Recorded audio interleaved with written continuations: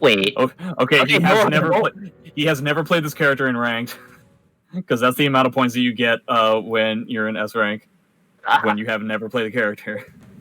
Alright. I think we're gonna be know. okay. King Voldo over here. Mad Voldo the 5th. Does Exander have any Voldo experience at all? I guess Boom played Voldo for a minute. Alright, well, you rung him out, so you win, Exander. Congratulations. Alright. There's that anti-Voldo knowledge coming in the clutch. There's clearly something going on here that I don't know. So I don't know what's up. I don't know what this matchup is like. I have no idea about anything in this at all.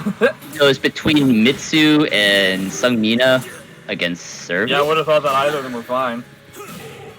Clearly there's something else, like, between these two.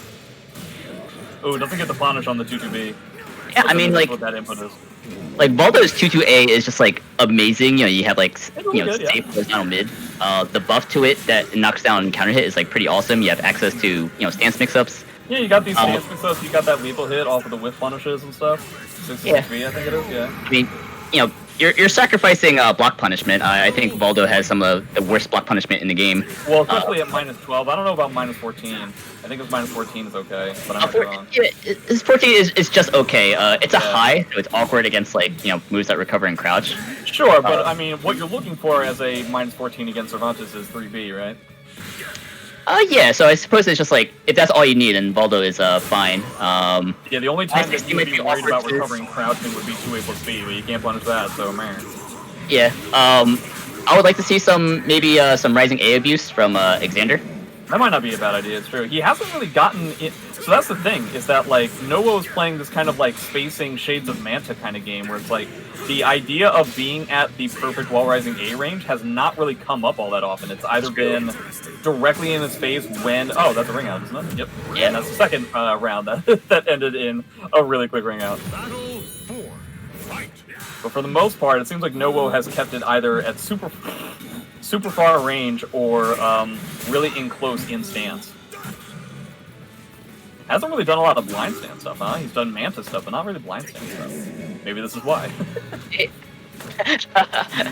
Gross. Back grabs? Back grab. That was Half-Life. Holy hell. Oh, 3B? No? Yeah, trying to get the 2A+B in between to deal with some of this stuff, well, this blind stance stuff. Getting those low-rising aces you were talking about. Yeah, he doesn't really have, like, a meaningful 16-frame punish.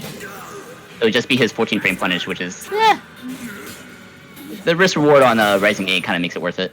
But still really, really close round, so... Gotta worry about the CE. Well, he kind of doesn't now because he's not in blind stance. Yeah, okay. He put himself out of blind... Like, I really feel like what Noah was trying to go for at the end there was trying to get that I-12 Giganto CE to get it to the next round, but then he was in front stance and CE becomes significantly less effective. Yeah, like, Voldo has some pretty good tools for, like, suppressing movement. It's just a matter of, like, whether I'm convinced about, like, how effective it is, at least in that game one. So we're gonna get off the Voldo now. We're going right to the Mitsu, which has seen results tonight in his Buminati battles. A character that has seen results anywhere aside from Evo. Just whenever there's a jump A, Shades of Hyunmu in SE5.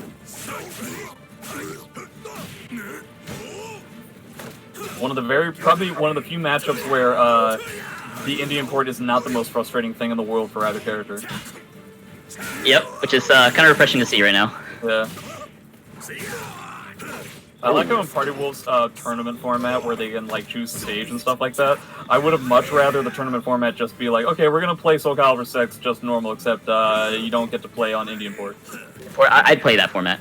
Yeah, I would play the format hella. Nice sidestep, doesn't get a punish though. Noah kind of like shifting around at mid-range. I don't entirely know if that's good for Mitsu against Servi though. Kind of trying to stay just at that range where A6 isn't going to be effective. Kind of like that. Okay. I like the K2 to deal with mist, huh? Yeah, really interesting option, and I really like all these like 1BBs like busting out. Like that's just, dude, that's like a 49 damage. Like, oh, that's insane, and that is going to be. It's not gonna die. Pixel, okay. But he has Shura and some solid Oki here. Whoa, okay. Whoa! Wow. What a bait! What a bait. The old 668 plus B, cancel into stance, hop back, guard to bait out the IGDR. Yep. Vintage Mitsu. All planned. Yeah. Cervantes with the meter advantage. See if he gets to do anything with it. Just a lot of shades of JJJ and SC5. Yeah, I'm gonna keep saying it because it's been a really long time since I, one, rock and rolled, and two, gotten to see some of these moves that Mitsu is using. Yeah, I pretty much forgot that he had those moves. Yeah, remember when 6B8 was like one of the best moves in the entire game? Yeah, I remember him having a just frame that you don't want. And if you did the just frame... just frame that you specifically try to avoid. And the fact that his 6B was so good at catching sidestep, as long as your opponent put themselves at like -2 or worse, either on block or on hit, all you had to do was press 6B and they couldn't sidestep you, ever. In any why'd you play that character? Because he was really good. He was really goddamn good. Yeah, he still wasn't top tier. I'm playing a top tier character. Alright, bang bang. Sucks playing a low tier hero now. Low tier hero now, yeah. Wow! Oh, and that's a ring out. Yeah, well, no, it's not. So committed to that duck, doesn't get the punish because he was expecting the third hit, and gets hit by the 4B. Shades of Mitsu in a different version of this game. Alright, 2-1 when it comes to meter. I really don't like... Okay, well, it worked out. Is this really what he wanted this whole time? No, he decides not to spend the Leapo hit. I wonder what he's saving it for. I don't know so much about saving it because it's the last round. Yeah, last round still got a lot of bars to go. But we're gonna see at the time is... Oh, that is not what Noah wanted. I don't know what it was. Oh my god! He'll definitely spend it now, right? Yeah.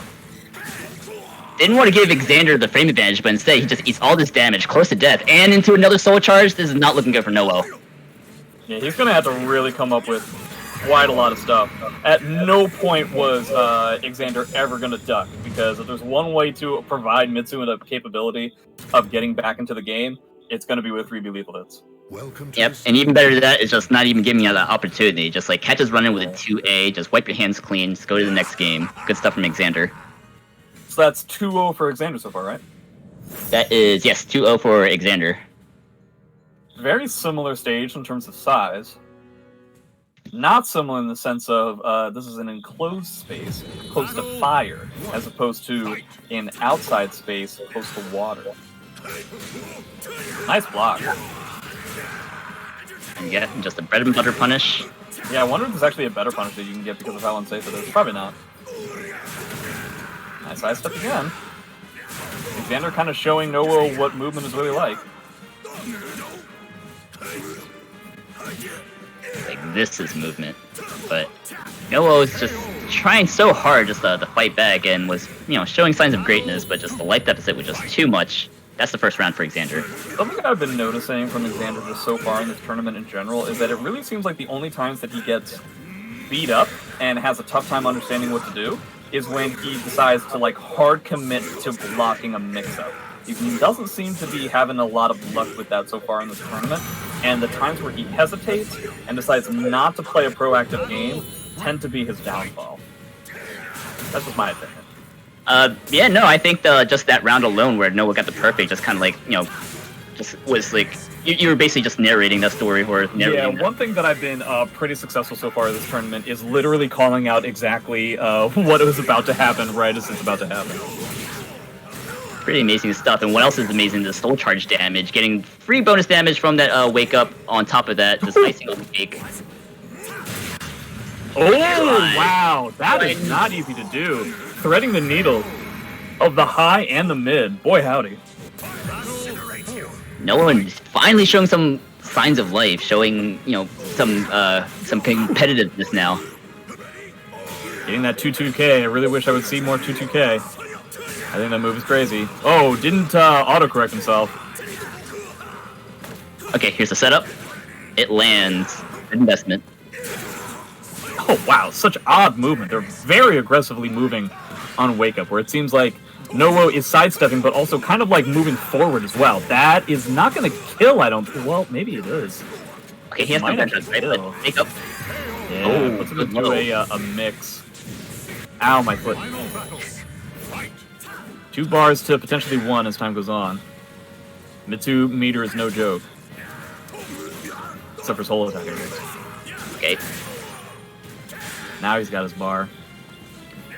Really feel like Nowo should spend bar pretty quickly, but Oh my decides to God. commit on yet another block low, and Exander is kind of doing the exact opposite of what I was talking before, and actually has been very successful so far in figuring out the block punishes. Yeah, those Mitsu 1BBs were working out so well against people like MF